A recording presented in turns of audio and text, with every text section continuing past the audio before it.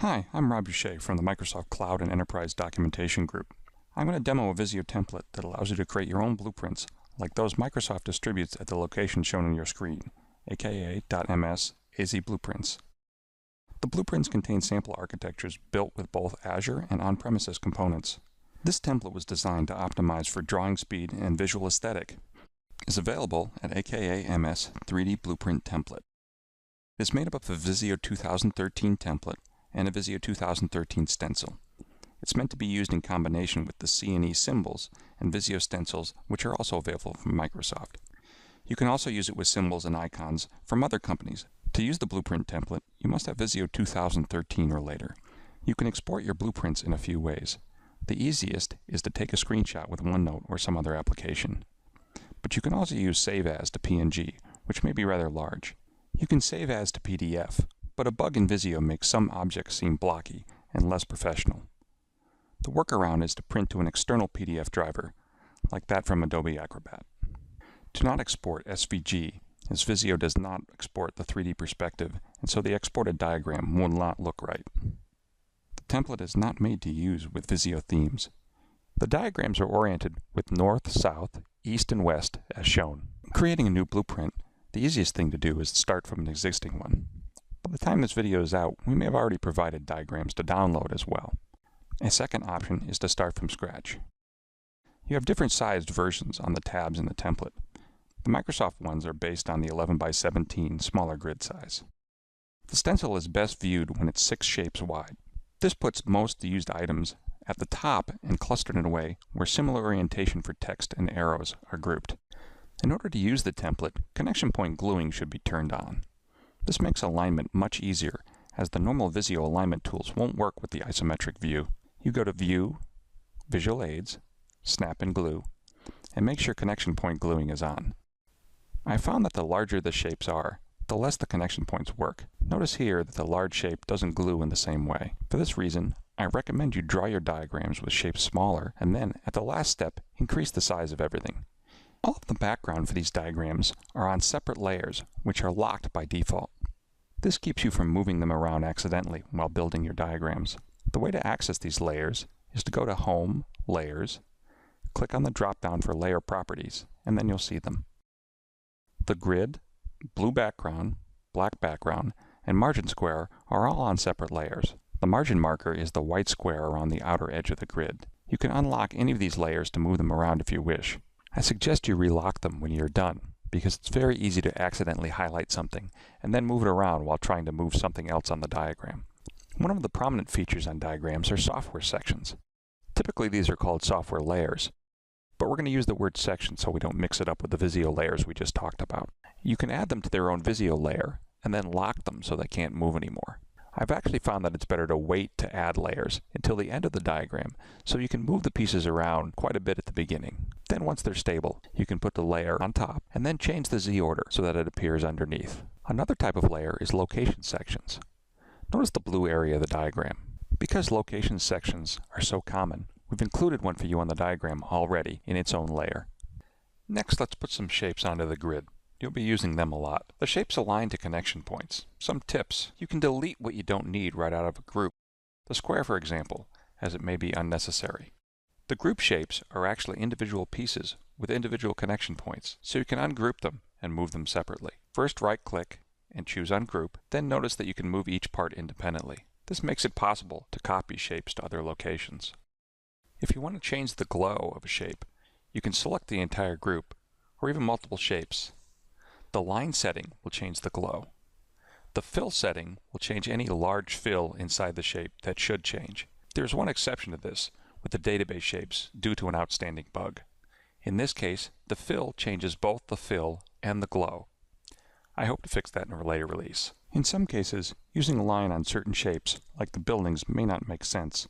I couldn't lock all options.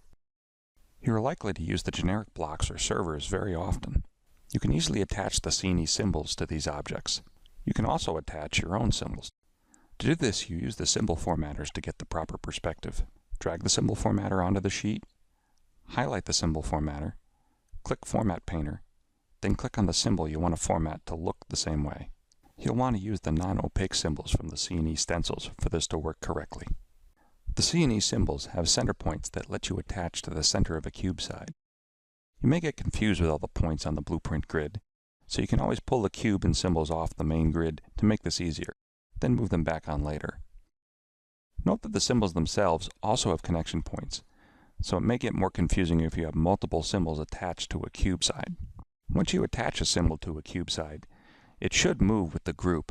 You can also use PNGs and therefore screenshots of different icons and symbols.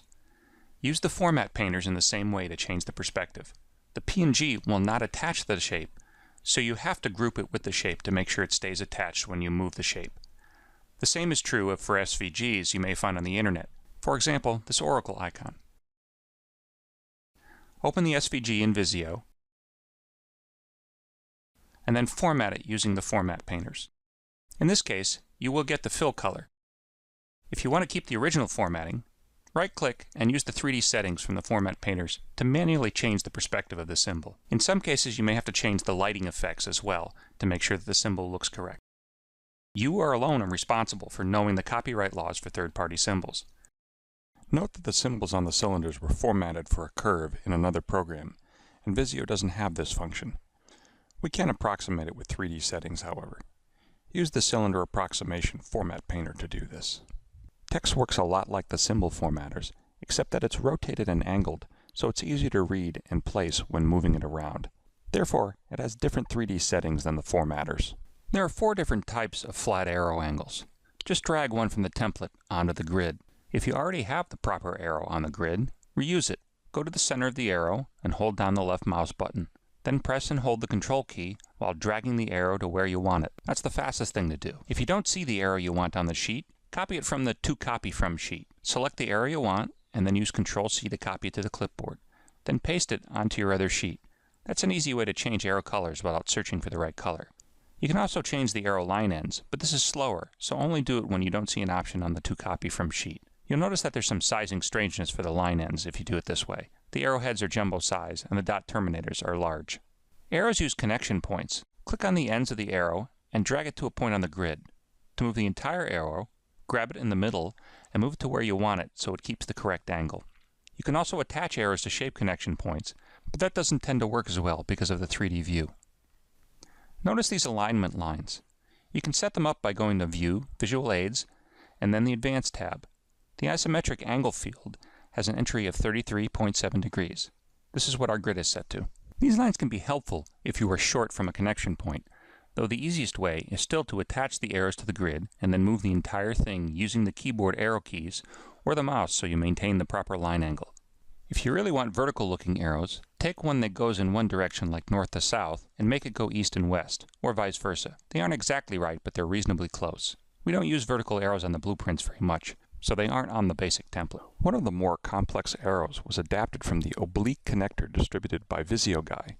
I'd recommend his website for anyone serious about obtaining deep knowledge about Visio. Colors are available on the Microsoft Color palette that's in the template. Often you're going to see a color and want to use it on something else. You can use the format painter, but you may get other things that you don't want, like line width, arrow ends, etc. The best way is to add the color to the quick picker for either the line, fill, or text. They are all done the same way. Highlight the color of what you want to copy. I typically try to change it so that I know I have the right piece. Then I Control-Z back out of it. Click the drop-down arrow, choose More Colors, and then don't change the color, and click OK. You'll then see the color on your quick pick. The squares allow formatting unlike the white squares that are attached to the other shapes. So if you want something besides the white outline ones, use these. For example, you can change line color, fill color, and line width. The number pointers you drag onto the diagram can be rotated to point at what you want. Hold the left mouse button after clicking on the rotate handle. The closer in you are to the shape, the more it will snap to certain angles. As you go out further, it rotates smoother. Move it back in, and it starts to snap again. Numbers with text are used down the side of diagrams in the black area. You could drag these off the template, but it's easier just to copy them. Find the bottom-most numbered group in the black bar, left-click to select it, and hold the Control and Shift keys at the same time, and then drag a new one below. Then release the left mouse button. Before typing, click on the Text Only box versus the group itself. If you type too much and need to make space, just highlight the group and use the arrow keys to move the group down. With the various people in the template, you can change the color of the clothes, the skin color, the hair color, or delete hair in some cases, and color objects they are holding or delete the objects they are holding so you can put something else in its place. Feel free to do this as is appropriate for your diagram. I recommend that you experiment to see what you can highlight and change.